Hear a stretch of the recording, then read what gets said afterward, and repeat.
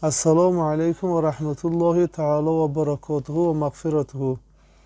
Иншааллоҳ имрӯз дар бораи даҳаи охири Рамазон якҷоя суҳбат мекунем, хусусан барои шаби Қадр. Бисмиллаҳи раҳмони раҳим. Ҳазрати Абу Ҳурайра разияллоҳу анҳу ривоят мекунад, ки Расули Акрам саллаллоҳу алайҳи васаллам чунин гуфтанд: Ҳақ таоло мефармояд, ки тамоми аъмоли одамизод барои худаш аст, ба ҷуз рӯза, ки он фақат барои ман аст. Рӯза хосиятҳои мумтозе дорад, ки дар бақияи ибодатҳо нест, ва он хусусият ин аст, ки аз назари зоҳир касе ба ҷуз Худо намедонад, ки банда рӯзадор аст ё не. Мумкин аст, ки шахсе зоҳиран худро назди дигарон рӯзадор гираду дар пинҳонӣ хӯрад. Касе рӯзаро мукаммал анҷом медиҳад, ки ишқ ба Худо ё ин ки хавф аз Худо дошта бошад. Яъне рӯза як навъ имтиҳони виҷдон ва ирода аст. Ба гирифтани рӯза иродаи банда мустаҳкам мешавад.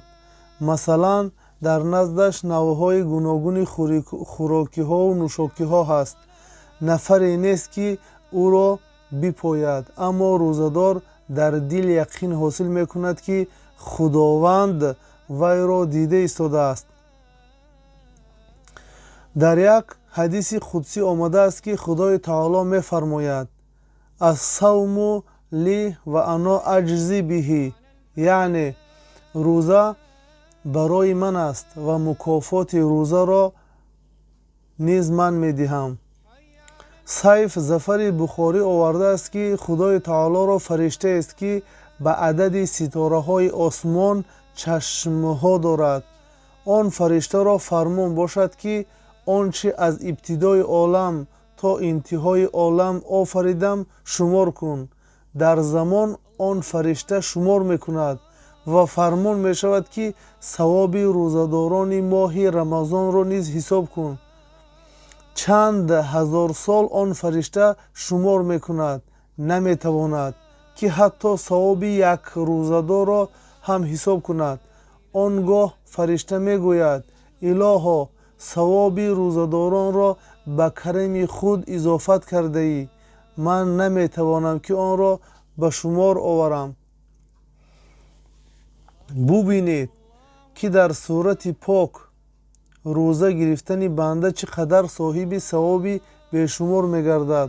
Ҳазрати Муҳаммад саллаллоҳу алайҳи васаллам мефармояд: Ҳақ таоло ба ин сабаб рӯзаро марбут ба худ гуфтааст, ки банда ҳама чизро ба хотири ӯ тарк мекунад. Дар охир дуо мекунем, ки ин моҳ моҳи покизагии ахлоқи ҳамаи мо гардида, Худованд тавфиқамон диҳад, ки то аз рафтори ношоиста, гуфтори нораво ва пиндори хато худдорӣ кунем. Фазилатҳои моҳи шарифи Рамазон. Моҳи нузули Қуръон. Рамазон моҳест пур аз фазилат ва Худованд онро хоси умматони Муҳаммад саллаллоҳу алайҳи васаллам гардонидааст. Аз ин рӯ дар ин шаби 26-уми моҳи мубораки Рамазон боз чанде аз фазилатҳои онро ёдовар мешавем. Худованд дар сураи Бақара фармудааст: Моҳи Рамазон моҳест, ки нузул карда шудааст дар он Қуръони Карим. Тибқи ривоят, на танҳо Қуръон, балки аксар саҳфаву кутуби осмонии дигар низ дар ин моҳи Рамазон нозил шудаанд.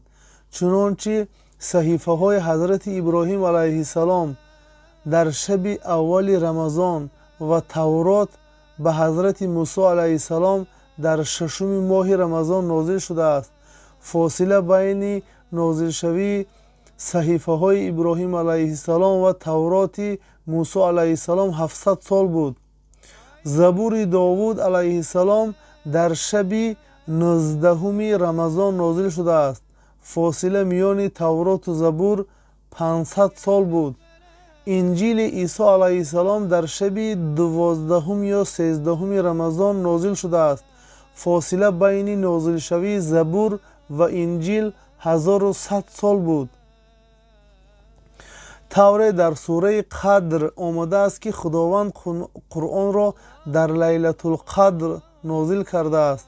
аз ин рӯ тиловати Қуръон дар моҳи шарифи Рамазон савоби бештар дорад.